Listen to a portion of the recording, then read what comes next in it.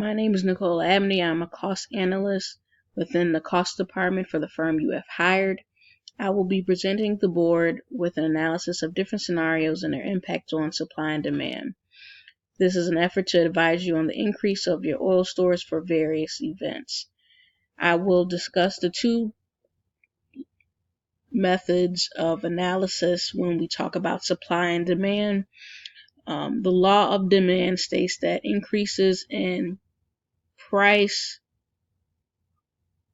will decrease the quantity demanded. The higher the price, the less consumers are willing to pay at that price. The demand is the price and the demanded quantity from consumers, looking at that relationship between those two. The law of supply states that increases in price will increase the quantity supplied or produced. Supply is a relationship between the price and the supplier produced units. Looking at supply is an upward sloping curve, while demand is a downward sloping curve. When we look at supply, it is a direct type of relationship that price and quantity have. When we look at demand, it is an inverse relationship that price and quantity have. When we look at scenario number 1, regulations have been passed which restrict drilling in many areas of the U.S. to preserve protected areas. The impact is we have less supply, which is reflected in the restricting of drilling. We do not have as many areas that we can source oil from, so this will decrease our supply. This does not impact demand, so the demand curve is left constant. As we look at a supply, this decrease makes it shift to the left. So since we have a decrease in supply, we will have to increase the equilibrium price and decrease the equilibrium quantity to have an equilibrium market. Equilibrium market is where price and quantity are at their equilibrium points. So we'll have to raise the price and decrease the amount of units supplied to the market.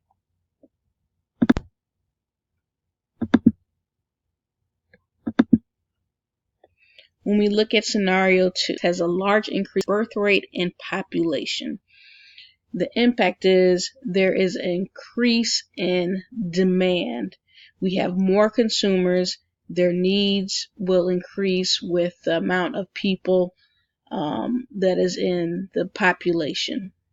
So this causes a demand to shift to the right, which is reflected in the increase. This does not impact our supply, so this will cause an increase in the price and an increase in quantity produced. So the equilibrium price is increased and the quantity is also to increase to meet demand, and we can raise price because the demand is there. Scenario number 3, a recession occurs. A recession typically causes consumers to spend less because they are not maybe as consumers making as much, or they are more mindful of how they're going to spend their residual income. So the supply once again remains constant because this is an impact on the demand.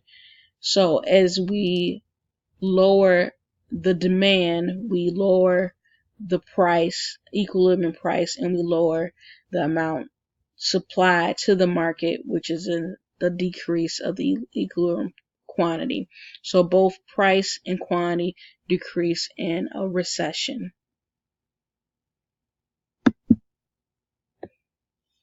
Event number 4, there is an increase in availability of affordable alternative energy resources.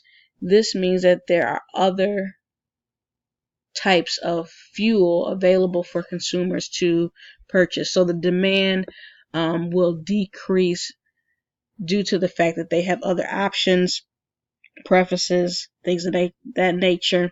So we will have, again, a decrease in demand shifting to the left. This does not impact the supply. This will once again cause a decrease in equilibrium price and equilibrium quantity produced. The conclusion of my report summary. As you can see, depending on what is going on in the market, it affects either the supply in the market or the demand. Changes can influence the ideal price point and quantity to be supplied to the market.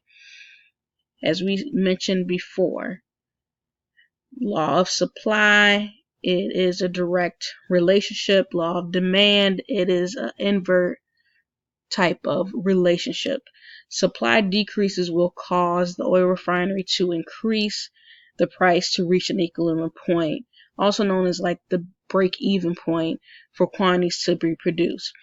The price increase in order to make up for the production can cause the demand to drive down.